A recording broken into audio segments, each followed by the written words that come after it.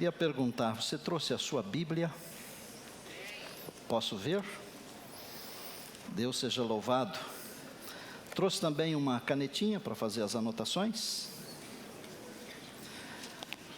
Incline a sua fronte e depois da oração eu peço que você encontre Mateus capítulo 17, porque hoje Deus está me convidando para subir a montanha com Ele. E Deus não está convidando somente a mim, mas Ele está convidando a você também. Deus quer que subamos a montanha, porque quem sobe a montanha com Deus é abençoado. Feche os seus olhos, querido Pai. Já estamos com o teu livro aberto aqui. Nós não queremos ouvir as palavras humanas, mas as palavras de Deus, vindas diretamente do trono, movidas pelo Deus Espírito Santo, para que o nome de Jesus, o Deus Salvador, seja engrandecido, honrado e louvado. Que a tua bondade nos cerque mais uma vez em Cristo. Amém. Quando falamos em subir a montanha, alguns montes vêm à nossa mente, à nossa cabeça. E existem montes muito altos neste nosso mundo. Eu vou mostrar aqui talvez 2 ou 3 para você. O Everest, quase 9.000 metros de altura. Esse é um desejo de muitos alpinistas. Mas tem um outro monte que é mais desejado ainda, que é o K2. Esta montanha é conhecida também como a montanha da morte. O homem gosta de desafiar a morte. Aliás, diuturnamente nós desafiamos a morte, porque viver é desafiar a morte. Por que é a montanha da morte? Porque enquanto no Everest, que foi o primeiro monte que você viu, de cada 21 alpinistas, um morre. No K2, de cada 4, um morre. Aqui no Brasil nós temos uma montanha também muito alta, a Montanha Bonita.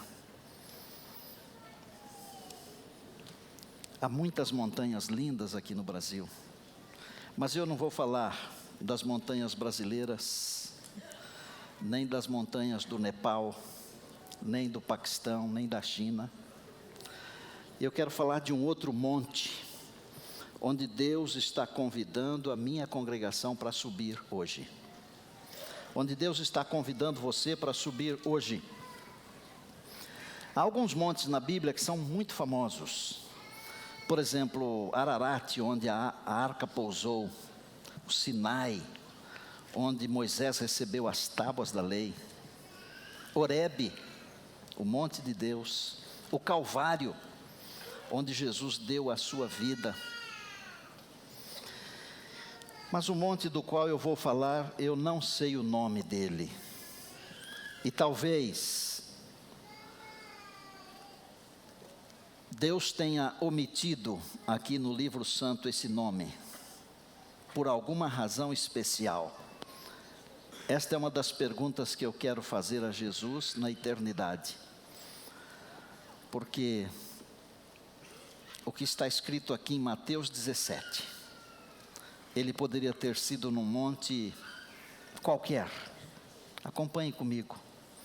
6 dias depois, tomou Jesus consigo a Pedro e aos irmãos Tiago e João, e os levou em particular a um alto monte. Eu estou lendo Mateus 17. E foi transfigurado diante deles. O seu rosto resplandecia como o sol, e as suas vestes tornaram-se brancas como a luz. E eis que lhes apareceram Moisés e Elias, falando com ele. Então disse Pedro a Jesus: Senhor, bom é estarmos aqui. Se queres, farei aqui 3 tendas, uma será tua, outra de Moisés e outra de Elias. Falava ele ainda, Pedro falava ainda, quando uma nuvem luminosa os envolveu.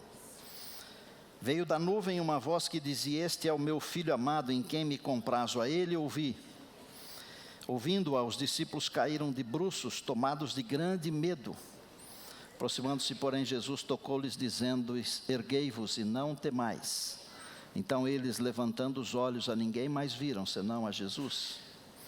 E descendo eles do monte, ordenou-lhes: a ninguém conteis a visão, até que o Filho do Homem ressuscite dentre os mortos. Pode ter sido o Monte Tabor, que fica entre Nazaré e o Mar da Galileia.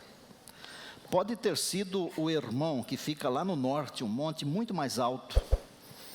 Mas ninguém inspirado nunca disse qual é o monte. Porque não é o monte que é importante. O que é importante é a pessoa que convida você para subir a montanha. Deus me convida para subir a montanha. Normalmente nós dizemos assim: antes da glória vem o sofrimento, e antes da coroa vem a cruz. Não é isso que nós dizemos? Não está errado, mas eu queria agregar uma ideia nova a esta antiga ideia, para aqueles que querem passar pelo Getsemane, incólumes. O Getsemane é o lugar do sofrimento. Terão que primeiro subir a montanha da transfiguração com o Senhor Jesus. Se você subir a montanha da transfiguração, você será glorificado. E então o Getsemane será fácil para você. Mas se você não subir primeiro o monte da transfiguração, você vai cair, você será destruído no Getsemane. Dá para entender? Claro que dá. Queria que você lesse comigo o versinho do capítulo anterior, o último versinho, é o 28 do 16. Em verdade vos digo que alguns dos que aqui estão, de maneira alguma passarão pela morte, sem que primeiro vejam o reino de Deus, ou vejam o Filho do Homem no seu reino. Quando nós lemos o versinho primeiro do capítulo 17, ele começa dizendo assim: 6 dias depois. Por que será que Deus mandou escrever 6 dias depois? Será que tem alguma importância? Claro que tem. 6 dias depois do que então? Que tal? Eu, se tivesse sido daquele grupo dos massoretas que dividiram a Bíblia em capítulos e versículos, eu teria colocado o verso 28 do último capítulo como sendo o primeiro verso do capítulo 17. Porque é muito mais simples de entender. Prestem atenção. Alguns dos que estão aqui não passarão pela morte sem antes ver o reino de Deus. 6 dias depois, irmãos, os teólogos, como disse o pastor Orne outro dia aqui, eles gostam de complicar as coisas, mas nem todos. Alguns facilitam. A verdade é que a Bíblia é um todo. E nós temos que olhar para a palavra de Deus como sendo a verdade. Nós não podemos, por exemplo, misturar a palavra de Deus com Harry Potter, com o Código da Vinci, com os outros escritos que estão por aí, exceto os escritos inspirados. Mas quando nós lemos a Bíblia sem o constrangimento do preconceito, Deus, pelo seu Espírito, nos faz entender de maneira simples e clara. Jesus disse: alguns de vocês não vão morrer, vocês vão ver o reino de Deus. 6 dias depois, Jesus foi transfigurado diante de alguns daqueles que estavam ali. Eles viram o reino de Deus, sabe por quê? Porque a transfiguração de Jesus é nada mais, nada menos do que o ingresso do reino da glória no reino da graça. Naquele momento ali naquele monte, o reino da glória de nosso Senhor e Salvador Jesus Cristo, por um instante, invadiu o reino da graça. E aqueles que estavam no reino da graça viram o reino da glória. E se você está no reino da graça de nosso Senhor e Salvador Jesus Cristo, pela graça de Jesus, um dia você verá o reino da glória. E eu estou esperando esse dia. Vou usar uma expressão aqui que precisa de explicação para alguns poucos. Os evangelhos sinóticos, se você já ouviu isso, é muito fácil de entender. É Mateus, Marcos e Lucas. Por que são sinóticos? Porque eles são muito similares. E se você pega, por exemplo, Mateus, Marcos e Lucas, onde eles falam da transfiguração, todos eles, antes da transfiguração, eles falam a mesma coisa que Jesus falou. Sobre não passar pela morte sem ver o reino. Eles falam que o Pedro declarou Jesus ser o Cristo, Filho do Deus vivo. Então são evangelhos que têm mais ou menos a mesma similaridade, o mesmo segmento. João é diferente. Mas por outro lado, a palavra reino, que em grego é basileia ou basileien, ela aparece no Novo Testamento 160 vezes, e 53, portanto, praticamente um terço, só no Evangelho segundo João, porque João é o homem que apresenta o Evangelho do Reino de Deus. E ele bateu nessa tecla aqui, de que Jesus falou assim, vocês vão ver o reino. Irmãos, nós estamos vivendo num mundo que ficou difícil de nós contemplarmos a parte da glória do Reino de Deus. Porque o nosso mundo é cheio de misérias, de mazelas, de sofrimentos. Haja vista estas catástrofes que têm acontecido. Mas, se nós vivemos com fidelidade no reino da glória, porque o reino de Deus, ele se manifesta em duas dimensões, graça e glória. Se nós vivermos com fidelidade no reino da graça, haveremos de viver também no reino da glória. Agora, uma coisa deixou assim a minha mente um pouco conturbada, e eu tive que pesquisar muito para descobrir algumas coisas.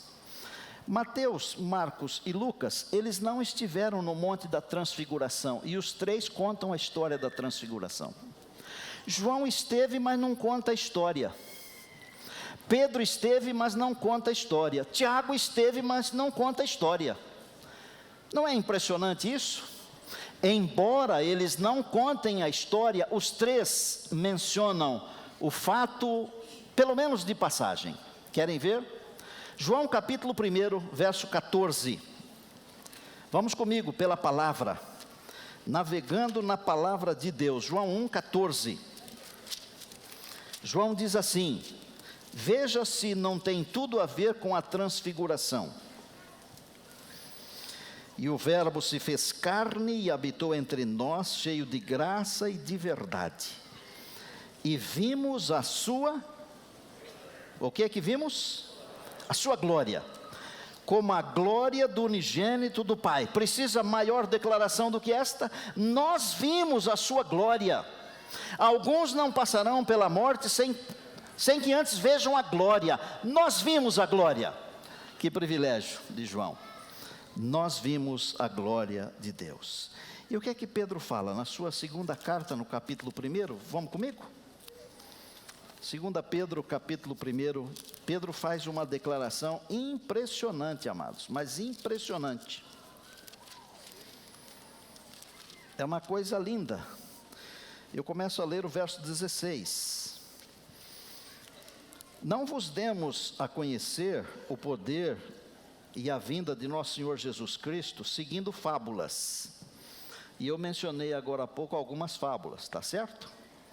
Não podemos misturar as fábulas com a palavra. Às vezes, lemos um livro de romance, e nós achamos que o romance é a palavra.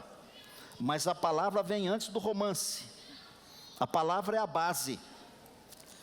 Não vos demos a conhecer alguma coisa de fábula, que foi engenhosamente inventada, mas nós mesmos fomos testemunhas oculares da sua majestade, pois ele recebeu da parte de Deus Pai honra e glória, quando pela glória excelsa lhe foi enviada a seguinte voz: este é o meu filho amado, em quem me comprazo. Lemos na Bíblia agora há pouquinho que na transfiguração, do meio da nuvem, Deus falou: este é o meu filho amado, em quem me comprazo a ele ouvir. Lemos. Pedro está fazendo menção a este momento. Ora, esta voz vinda do céu, 18, nós a ouvimos quando estávamos com ele no Monte Santo. Quer alguma coisa mais clara do que isso? Só se for o sol ao meio-dia, quando não tem nenhuma nuvem no céu. Mas e Tiago?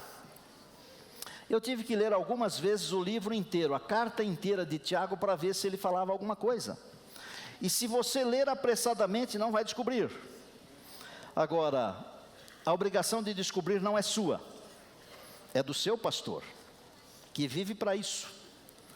E sabia que Tiago faz uma declaração, e eu percebi que essa declaração, ela tem como arcabouço, como estrutura, como fundamento, aquele momento da transfiguração. Volte umas poucas páginas atrás, Tiago.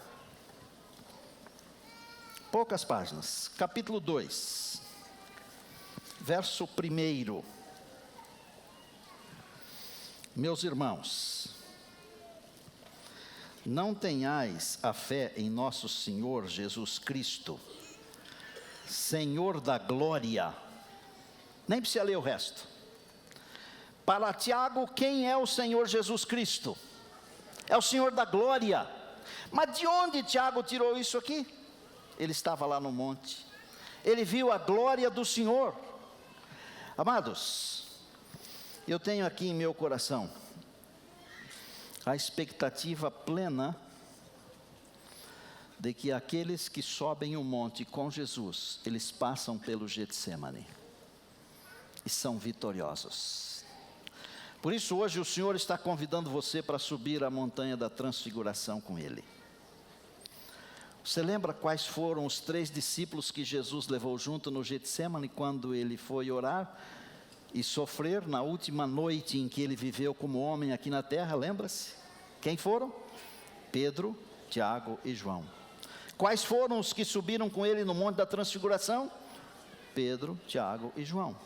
Se você quer passar pelo Getsemane e sair vitorioso, você tem que subir no Monte da Transfiguração. E é por isso que o Senhor Jesus está convidando você para subir. Porque quem sobe no Monte da Transfiguração consegue passar tranquilamente pelo Getsemane, o jardim da dor e do sofrimento. Será que nós não estamos vivendo um Getsemane no nosso país? Não falem de política, por favor. Estamos ou não estamos vivendo um Getsemane terrível? É terrível. Não se sabe mais em quem confiar. E eu tenho orado para ser um homem de caráter, para que o meu povo possa confiar em mim, quando prego a palavra de Deus. Mas eu não tenho exemplos. Eu olho para as instituições, elas estão falidas. Sabem o que eu faço? Eu subo o Monte da Transfiguração para poder passar pelo Getsemane tranquilamente. Suba o Monte da Transfiguração. Deus vai sustentar você. Vamos dar uma olhada rápida aqui no Mateus 17. Já falei sobre os 6 dias depois daquela declaração de Jesus. Ele levou Pedro, Tiago e João, já falei. Ele foi transfigurado, isto é, ele foi modificado. E esse transfigurado em glória, o interessante é que Moisés subiu o monte e desceu do monte glorificado. A glória de Deus estava no seu rosto. É impressionante isso aí. Mas mais impressionante ainda é quando nós percebemos que Daniel, que não subiu o monte, que não estava no monte, ele viu o Senhor Jesus glorificado. Capítulo 10 do seu livro de Daniel. O rosto dele era como o sol. A mesmíssima expressão usada aqui no Evangelho segundo João. Se você vai lá para o Apocalipse, quando João vê o Cordeiro de Deus andando no meio dos candeeiros, ele tinha o seu rosto brilhante como o sol. É a mesma figura, amados, porque a Bíblia, ela é um todo. Por que apareceram Moisés e Elias? Será que não poderia ter aparecido um outro, ou não poderiam ter aparecido outros? Deus ele não faz nada por acaso. O acaso não é de Deus, pode ser do inimigo, mas de Deus não é. Deus faz todas as coisas bem feitinhas. É como uma mulher que sabe fazer renda, e ela vai deixando as pontinhas para depois fazer o acabamento. Deus é um rendeiro, Ele sabe fazer o acabamento. Porque Moisés, ele também sofreu no monte, como Jesus. Por que Elias? Porque Elias também sofreu no monte, como Jesus. Mas mais do que isto, Moisés viu a glória de Deus no monte. Elias viu a glória de Deus no monte, quando enfrentou os profetas falsos. Esses dois homens, eles são símbolos. Moisés é aquele que estabeleceu a nação hebraica, grande líder, legislador, precursor. Elias é aquele que no momento de crise, de dificuldade, quando toda a nação estava indo de rodão por causa da idolatria, Elias é aquele que se posicionou do lado de Deus. E Elias é uma figura que aparece várias vezes na história, não reencarnação, mas personagens diferentes vivendo o mesmo espírito de Elias. João Batista veio no espírito de Elias. E estes dois homens de Deus, Moisés representa, ou representou ali no Monte da Transfiguração, todos aqueles que passarão pela morte, ou já passaram pela morte, e estarão no monte de Sião com o Senhor Jesus. Elias representa aqueles que estarão vivos por ocasião da segunda vinda de Cristo, e não passarão pela morte. E aqui eu posso dizer para você, meu amigo, minha amiga, meu irmão, minha irmã, ali estava uma representação de todos os fiéis, de todos os tempos, de todos aqueles que seguem a Jesus, em todos os tempos. Deus estava dizendo o seguinte: assim como eu trouxe esses dois aqui, todas as nações que me servirem, todas as pessoas que me servirem, estarão no monte comigo. E eu escolhi servir ao Senhor, porque eu quero estar no monte com o Senhor.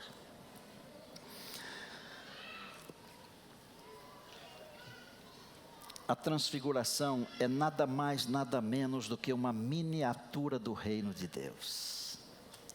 E eu falei há pouco que a transfiguração foi um momento especial, quando o reino da glória invadiu o reino da graça. Escute essa agora. Um dia desses que não está muito longe do dia de hoje, o reino da graça será invadido para todo sempre pelo reino da glória. Agora, Pedro falou assim: é muito bom estarmos aqui, vou fazer 3 cabanas. Sabe por que Pedro falou isso? Porque Pedro não queria enfrentar a cruz. Jesus havia dito 6 dias antes: eu vou para Jerusalém para morrer. Agora Pedro diz assim: Senhor, vou traduzir numa linguagem bem prática: Senhor, não precisamos ir para Jerusalém, o Senhor não precisa morrer. Eu vou fazer 3 cabanas aqui, uma para o Senhor, outra para Moisés e outra para Elias. Às vezes nós somos iguaizinhos a Pedro, nós não queremos passar pelo Calvário, nós queremos tirar os pedaços difíceis. Mas os pedaços difíceis, eles também fazem parte do nosso aprendizado, do nosso processo de salvação. Enfrente os momentos difíceis. Não construa uma tenda para não enfrentar os momentos difíceis. Eles vão ajudar você. Outra coisa interessante aqui nesse texto é que Moisés e Elias falavam com Jesus. Que língua será que eles falavam? Já pensou nisso? Talvez eles falassem a língua que fala no céu, porque os dois já estavam lá no céu naquela ocasião. E Jesus é aquele que veio do céu. Pode ser que estivessem falando a língua que se falava naqueles dias. Pode ser, mas ninguém sabe. Agora, quando Deus falou, os discípulos entenderam na sua própria língua: este é o meu filho amado em quem eu tenho prazer. Moisés e Elias são símbolos, são ícones da história do povo de Deus. Mas o nosso Deus apareceu no meio da nuvem e disse assim: eles são ícones, eles são representantes, mas não é a voz deles que vocês têm que ouvir. É o meu filho amado, em quem eu tenho prazer, é ele que vocês têm que ouvir. E eu falo isso agora aqui para você, minha congregação, meninos e meninas do meu coração. É a voz de Deus que eu tenho que ouvir. Não escute a voz dos homens. Eles podem ser ícones, mas os homens são falíveis. E embora Moisés e Elias estivessem no monte com Jesus, Moisés antes foi falível, não foi? Pecou, por isso não entrou na terra prometida. Elias fugiu de medo de Jezabel. Mas o nosso Deus, Ele apaga os nossos erros e as nossas deficiências, e Ele nos leva para o monte, Ele nos glorifica, Ele nos dá a vida imortal. Aleluia, louvado seja Deus. Vocês têm que ouvir: é o meu filho. Ouçam o meu filho, é a voz dele que tem poder. Quantas vezes Deus falou do céu? Algumas vezes. Pelo menos 2 vezes Deus identificou Jesus como seu filho amado em quem ele tem prazer. Pelo menos 2 vezes. Uma outra vez Deus falou para o seu filho: eu já te glorifiquei e ainda o glorificarei. Nós não estivemos lá para ouvir Deus falando. Deve ser uma coisa impressionante quando Deus fala, não é? Assim como é impressionante quando Deus fala pelo Espírito Santo ao seu coração, à sua mente, como muda a vida da gente. Louvado seja o nosso Deus. Jesus chegou perto deles, que quase desmaiaram, tocou neles e disse: levantem-se, não contem nada a ninguém. Já parou para pensar por que será que Jesus disse: não contem nada a ninguém? Eu vou tirar aqui uma conclusão bem simples. Que tipo de Messias o povo de Israel esperava? Um Messias sofredor que morreria numa cruz? Não. Eles esperavam um Messias poderoso que os libertasse do jugo romano. Era isso que eles esperavam. Agora imaginem, muitos ali no meio queriam isso. Agora, os discípulos viram a glória, o poder. Eles não podiam sair contando isso, porque senão a cabeça do povo, que já estava toda abilolada, ficaria pior ainda. Mas depois da ressurreição, eles contaram tudo, tudo. Suba a montanha. A glória de Deus vai envolver você. Subir montanha não é fácil, não. Subir montanha é difícil. É muito difícil. Mas Deus nos dá força para subirmos a montanha. Talvez você esteja no vale agora.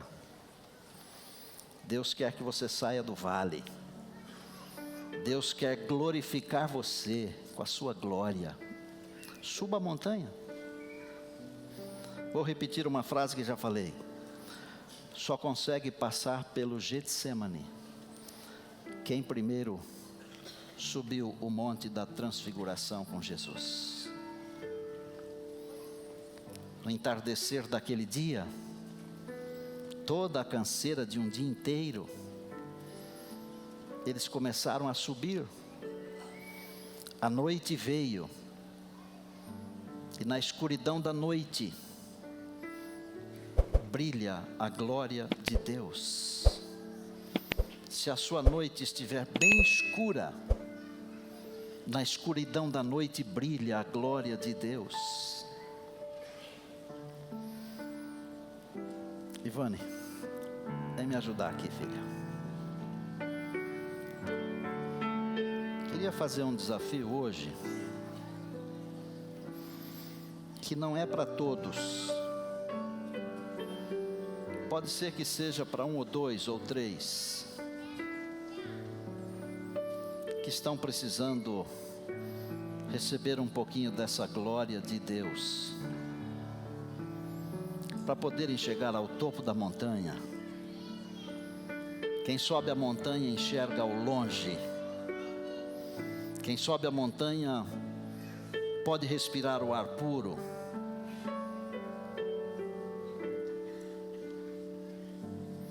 Há alguém hoje aqui que está precisando sair do vale e subir a montanha. Eu disse que não é para todos. Alguém cuja esperança já foi embora.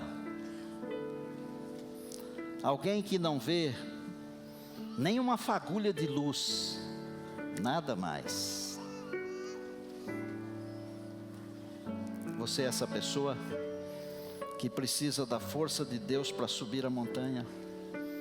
Se você é essa pessoa, eu desafio você para se levantar calmamente e vir aqui perto de mim. Pode vir aqui. Vem aqui. Hoje Jesus está me convidando para subir a montanha. Enquanto a Ivane canta, você vem aqui, mas não é para todos, eu repito. Só se o Espírito de Deus estiver falando ao seu coração. Quando eu chorei e as lágrimas caíram, o coração pesado se tornou. Fiquei ali sozinha no silêncio. Você chegou, então me abraçou. O seu amor levou-me até as montanhas, me fez voar planando pelo mar. Foi ali do alto dos teus ombros que eu aprendi. Sou forte pra lutar.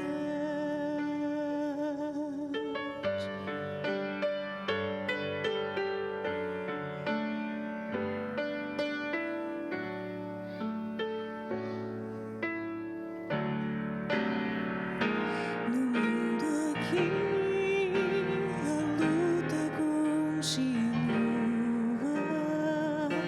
São corações cansados de chorar, mas quando estou contigo, fecho os olhos e posso ver o céu a me esperar.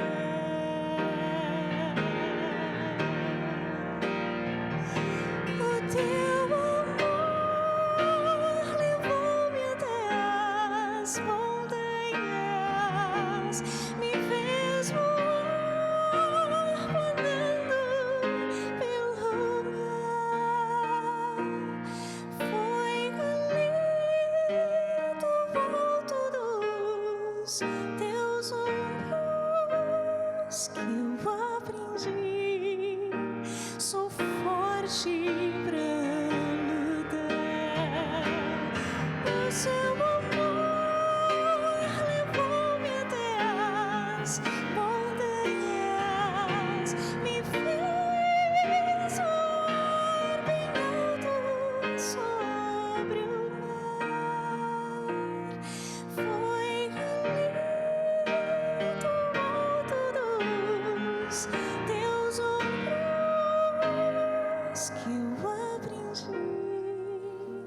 sou forte pra lutar, que eu aprendi.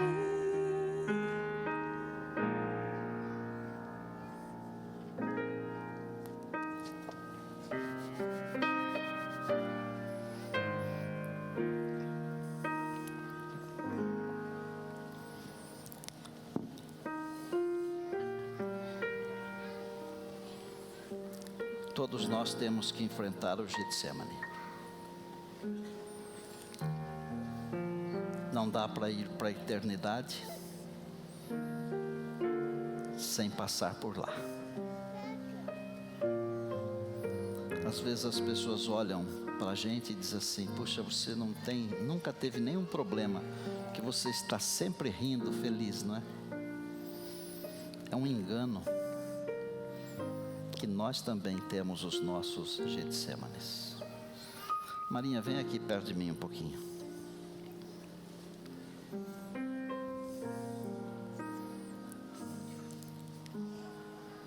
Enfrente os Getsêmanes da vida com oração. E para poder enfrentar, tem que subir. Tem que subir o monte com Jesus. Não é preciso nem enxugar as lágrimas. Deixe que elas caiam. Elas fazem parte da nossa vida aqui. Fechem os olhos, querido Pai. Como é bom poder subir o monte da transfiguração com Jesus. E receber um pouco da sua glória na nossa vida. Em família, a igreja como uma grande família, ou individualmente. Pai, não é preciso nos livrar do nosso Getsemane, mas leva-nos para a transfiguração primeiro, porque depois nós queremos ser glorificados e queremos estar juntos com Jesus no monte de Sião. Abençoa a tua igreja, o teu povo. Cuida de nós, Pai. E que no grande dia da volta de Jesus, nenhum de nós falte, mas que estejamos lá com a nossa família, com os nossos amigos, com a nossa igreja. Nós oramos agradecidos em Cristo. Amém.